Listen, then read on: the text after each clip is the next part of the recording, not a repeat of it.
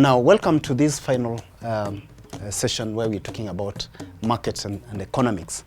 And for any dairy farming enterprise, the farmer ought to understand that the work and the investment that they have put in should bring returns and make sure that the enterprise is sustainable and they are progressing, and every other time they're also enjoying the profits.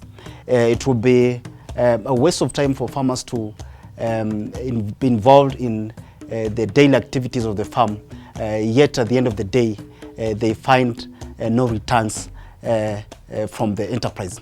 Remember, at the start of this course, we mentioned that dairy farming is a full-time job for any serious farmer. So let the farmer enjoy the benefits of his investment and the time that they have spent in the undertaking. A dairy farm should be run as a business. And in these modern times, gone are the days when farmers will just run or be doing dairy farming as a subsistence farming enterprise. Farmers should always be objective and enter into this dairy farming with a business mind, with a plan to make sure that they are going to grow the enterprise to make profits for themselves and for their families and for those who depend on them. And to start with, a farmer should always come up with a business plan. If a farmer is starting or venturing into dairy farming for the first time, or be it that the farmer is an progressing dairy farmer, they should always come up with a plan which outlines the activities and the requirements of the farm. And in designing a business plan, farmers should always make sure that they make a simple plan that outlines and indicates how much they are going to invest in the enterprise and how much returns they expect. Remember, we have issues to do with the budgeting. They need to come up with a proper plan and budget on what is going to be required to set up the structures, to set up sources of feeds and pastures, and also to determine where and how they are going to buy more breeding stock to be part of the plan and growing the enterprise. At this initial point, farmers should always consult. They could approach other farmers who have been progressive and have made good steps and profits out of the business. Farmers should always know that they don't have to make huge profits at the start. They always need to know that dairy farming, as any other business, there are challenges, and they are supposed to plan well to enjoy the profits and the returns from the business enterprise. While budgeting, farmers should always know which are their sources of income. We could have sources of income from the milk, which is a priority as a dairy farmer. There could also be other sources of income on the farm. So the whole dairy enterprise should be set up in a manner that we have key sources of income that have been identified, and I'll be mentioning at a few examples later in this session. Farmers also need to know how much they are spending in setting up the enterprise and how much they are spending on a daily basis. With the proper record and proper documentation on how they are running the whole enterprise, they'll be able to tell whether on a certain day or in a certain month they have made more money out of the sales from the farm, or they have made losses out of the sales that were done in that month. The farmers should always at least aim at sustaining the whole enterprise, because they'll be at less risk of shutting down, and they'll be at less risk of closing up the business. Always, farmers should always measure and see their capabilities and determine how best to make early decisions to enable them make profit, the enterprise profitable. Now, we're going to ask ourselves, what should be done for a farmer to make profits? And in this session, I want to give an example of a farmer who has 2 cows. One cow is producing 5 liters of milk, and the other cow is producing 2 liters of milk. This farmer milks a total of 8 liters, 7 liters of milk in a day. This farmer invests in pastures and invests in other feeds, and also buys other products like concentrates and minerals to supplement the feeding of the animals. The production of milk is sustained by this investment in what he has put in getting the feeds, and also getting other feed supplements, as well as the labor that is required on the farm. The farmer supplies milk to a processor who pays the farmer at the end of the month. The total returns of this farmer at the end of the month, when he looks at what he has spent against what he has received, is making a loss of 40%. Therefore, the farmer is not making any good returns out of the whole enterprise. So what could this farmer do to make sure that they are able to sustain the business, and they are able also to enjoy profits that come out of their hard work? Let's look at some of the things that a farmer could do. One of the things that a farmer could focus on is increasing the income without raising the costs at the same amount.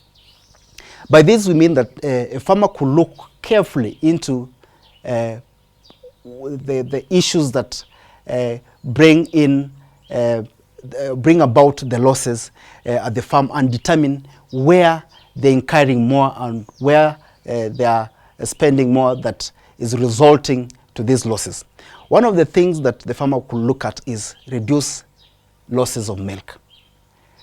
This is also one area that the farmer, if not careful, could be losing milk because of poor milk handling and transportation, and this could be one of the areas that could be considered by the farmer.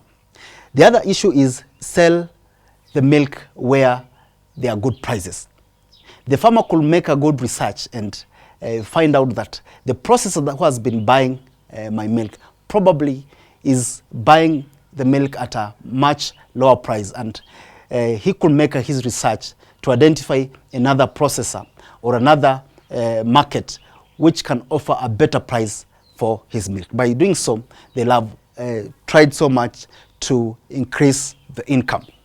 The other thing is to prepare and sell high-value products, and this can be done by the farmer through seeking assistance from qualified and dairy experts to help the farmer in adding value to milk and selling by-products from milk. This may include making of mala, which is preferred by most consumers, as well as making of yogurt.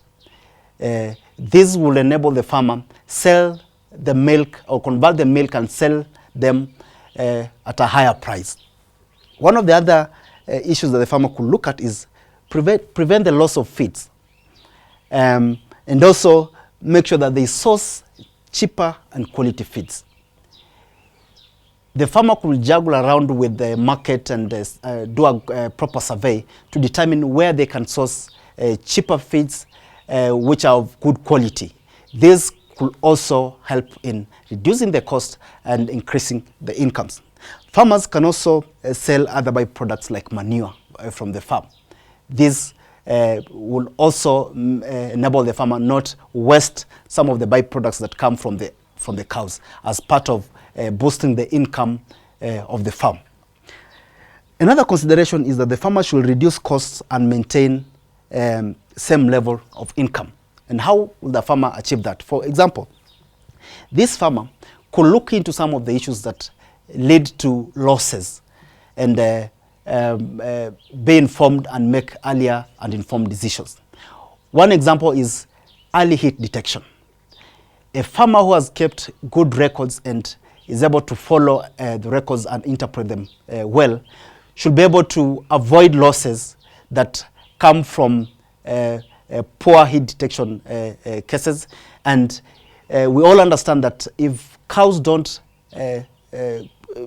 come on heat at the required time, and also if cows are not identified to be on heat within the required time, then they'll incur more costs to inseminate the cow, and at the same time they are feeding that cow. So farmers should also learn and be able to manage some of these practices that will help in improving the production of the herd. At the same time, farmers can also seek training. They can attend forums where they can be educated to learn more about better dairy farm management, and this will boost them in making proper decisions. Farmers should also avoid buying hay in dry season. This is a very good example for farmers who will not be producing more, but at the same time they will need to spend more to buy the feeds. So farmers can make sure that they reduce on the costs by identifying the right time where they need to buy feeds, and this requires early planning. The last one is increasing income and reducing costs at the same time. How can that be achieved? Farmers can look into better ways of cutting costs and also increasing the income by identifying good markets. And we have a good example whereby farmers can join together as a group or as a cooperative to sell their product. It will be cheaper for them to organize themselves and enjoy huge returns, because they could sell their milk at a more negotiated higher price that will bring benefits to the farm. These are the basics that a farmer should look into in ensuring that the enterprise they are involved in is making a profit. Remember that dairy farming, just as any other business, has challenges, and farmers should be prepared to face these challenges and be determined to move ahead and grow the business. When a farmer makes a loss, they should not be discouraged. They should take that as an opportunity to learn and to plan well and invest well, so that they can improve their animals, improve on milk production, and see the benefits of dairy farming coming into place.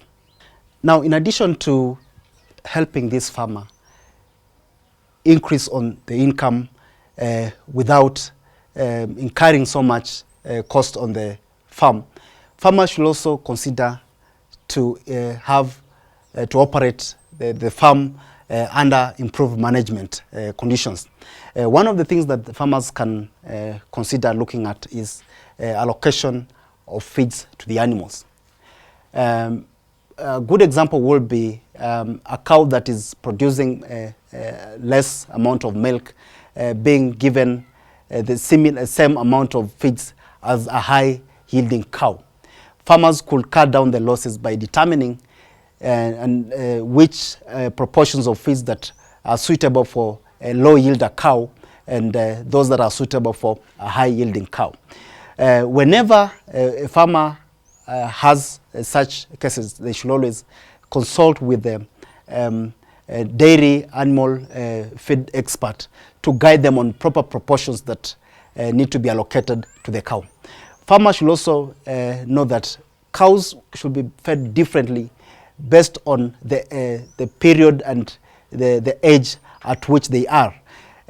Cows can be fed different proportions of feeds depending what time they are in a lactation.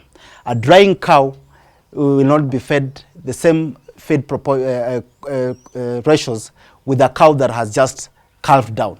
Therefore, farmers ought to determine this, and all this is about good management practices. One other factor that contributes to production is the genetic quality of the animals. Farmers should seek assistance to determine the genetics of the animals and source for quality genetics that will bring in good traits of high milk production. And this is where the farmer has to select animals of good quality traits that will improve on production. The foremost trait that a farmer should always consider in dairy farming is selection for improved milk production. One advice to farmers who wants to start dairy farming is not to be too ambitious to have the best cow on the farm. Farmers should always start with what they can afford. And with proper advice and good management practices that they adopt and learn, they're able to grow the herd over years to an improved and better and profitable herd.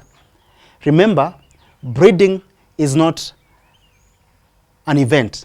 Breeding is a process that takes time, and a farmer has to be patient and to be focused and to look and learn from those progressive farmers to be able to grow their enterprise. Remember, if you start with one cow or two cows, you can grow a herd to over 20 animals within a span of 10 years. Therefore, farmers should always be determined, should always choose the right breed, should always consult to choose the right genetics, so that they are always progressing, and every successive generation of the animals should always be aimed at performance and improved performance more than the earlier generations on the farm. Farmers should also be aware on cows that are unproductive on the farm, and this will inform them to be able to cull the animals and to get rid of animals that are not profitable on the farm.